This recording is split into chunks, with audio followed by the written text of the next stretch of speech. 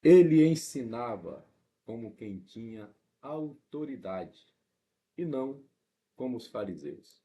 Lendo e explicando a Bíblia Sagrada, Mateus capítulo 7, o Sermão da Montanha continua. Sejam bem-vindos, paz seja convosco. Aproveite esse momento da vinheta, se inscreva no canal, mande para o grupo da família, alcance outras pessoas que queiram conhecer mais da Bíblia. Eu estou lendo e explicando a Bíblia Sagrada pela segunda vez. Já lemos todos os livros, todos os 1.189 capítulos, 31.173 versículos. Agora estamos lendo novamente. Graças a Deus por isso. Vamos lá. Mateus capítulo 7 começa assim. Não julgueis para que não sejais julgados. Lembrando que nós estamos aqui numa continuidade. O Sermão da Montanha começou no capítulo 5. São muitos assuntos e aqui é a continuação. Não julgueis para que não sejais julgados. Tem pessoas que gostam de julgar e esquecem deles mesmos, né? Vê sempre o erro nos outros e não enxerga os erros dele. Porque com o juízo com que julgardes, sereis julgados. E com a medida que tiverdes medido, vos hão de medir a vós. E porque reparas tu no argueiro que está no olho do teu irmão, o argueiro como se fosse um cisco, e não vês a trave que está no teu olho. Ou seja, o cisco no teu olho é muito maior, tem uma trave no teu olho, e está olhando o cisco pequeno no olho do irmão. Ou como dirás a teu irmão, deixa-me tirar o argueiro do teu olho, estando uma trave no teu olho. Tem gente aqui que antigamente não gostava de futebol, né? O crente não podia jogar bola e dizia que a base era essa aqui, ó, tirar a trave do olho. Não tem nada a ver com trave de futebol, tá, gente? Tirar a trave do olho é tirar algo que está impedindo a sua visão, né?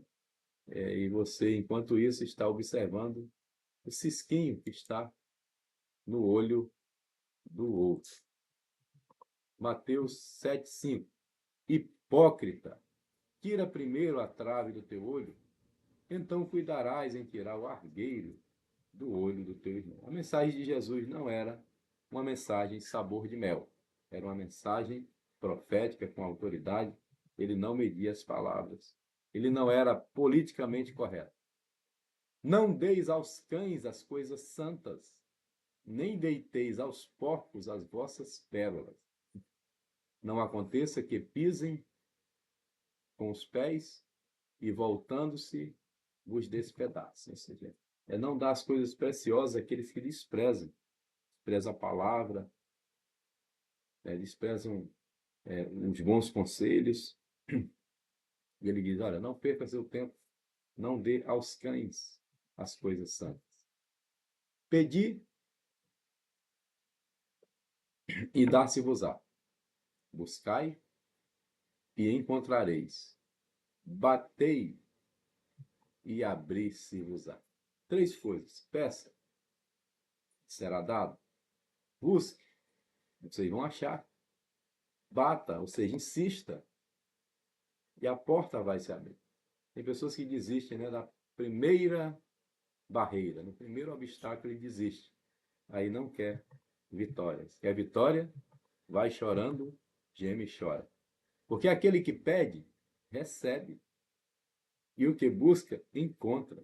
E o que bate, abre-se-lhe-á. Eu gosto de Jesus porque o estilo de Jesus era lendo e explicando a Bíblia Sagrada. Obrigado, Jesus. Aprendi com o Senhor. Ele fala e explica. Ele cita o Antigo Testamento e explica. Está vendo? Porque aquele que pede, recebe, e o que busca, encontra, e o que bate, abrir-se-lhe-á. E qual entre vós é o homem que pedindo-lhe pão, o seu filho, lhe dará uma pedra? Quem é que vai ter coração tão mau assim, né? E pedindo-lhe peixe, lhe dará uma serpente? Se vós, pois, aqui ele faz uma comparação pesada, né? Se vós, pois, sendo maus, sabeis dar boas coisas a vossos filhos, quanto mais o vosso Pai que está nos céus dará bens aos que lhe pedirem. Portanto, tudo que vós quereis que os homens vos façam, fazei-lo também vós, porque esta é a lei e os profetas. Veja que aqui Jesus está se referindo ao Antigo Testamento, que era principalmente a lei e os profetas. E depois entraram os sapienciais, os livros poéticos. Essa era a base do Antigo Testamento, a lei e os profetas. Entrai pela porta estreita, porque larga é a porta, espaçoso é o caminho que conduz à perdição, e muitos são os que entram por ela. Então, Jesus orienta a entrar pela porta estreita. Hoje o que mais tem são igrejas com portas largas. Isso aqui não é físico, é espiritual, que você pode tudo, né?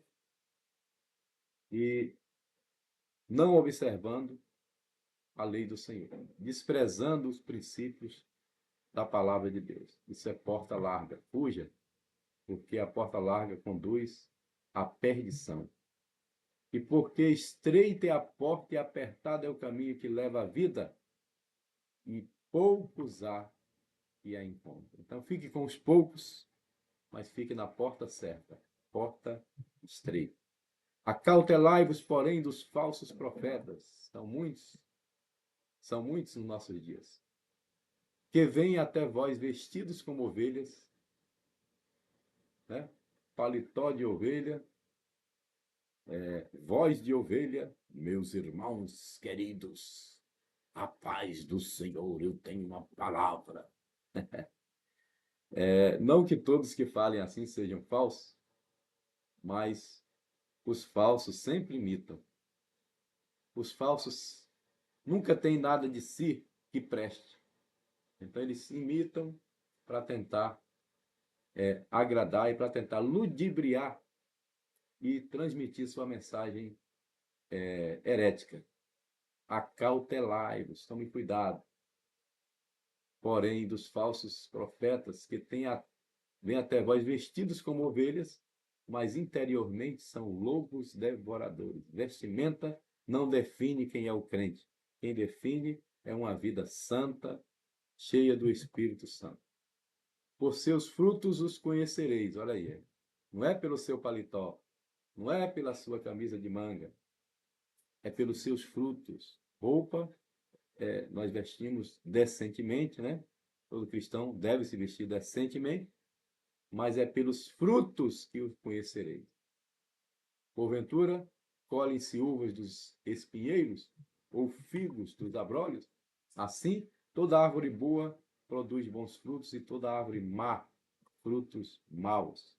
Não adianta que a roupa não vai enganar Deus, nem vai enganar quem tem o discernimento dos espíritos. Não pode a árvore boa dar maus frutos, nem a árvore má dar frutos bons. Toda árvore que não dá bom fruto, corta-se e lança-se no fogo. Só mais 10 versículos e vamos encerrar. Não saia daí. 20. Portanto, pelos seus frutos os conhecereis. É pelo fruto, não é pela credencial de pastor, não é por fazer parte de uma convenção, isso tudo é muito bom, mas é pelos frutos que os conhecereis.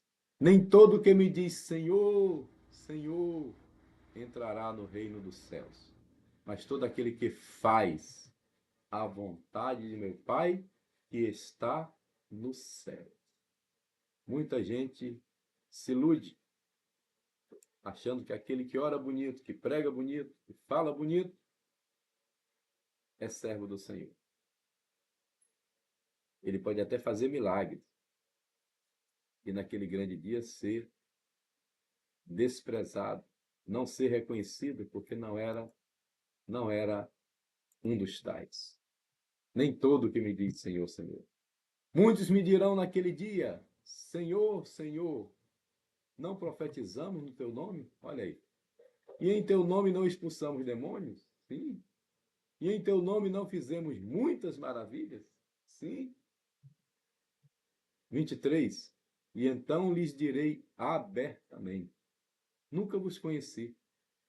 Apartai-vos de mim, vós que praticais a iniquidade.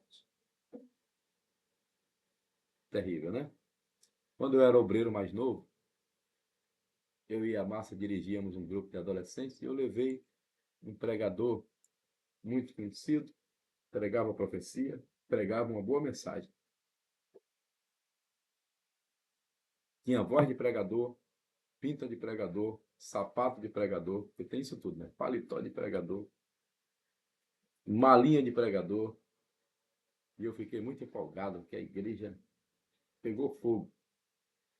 E o nosso pastor era um pastor antigo, um homem experiente, já dorme no Senhor.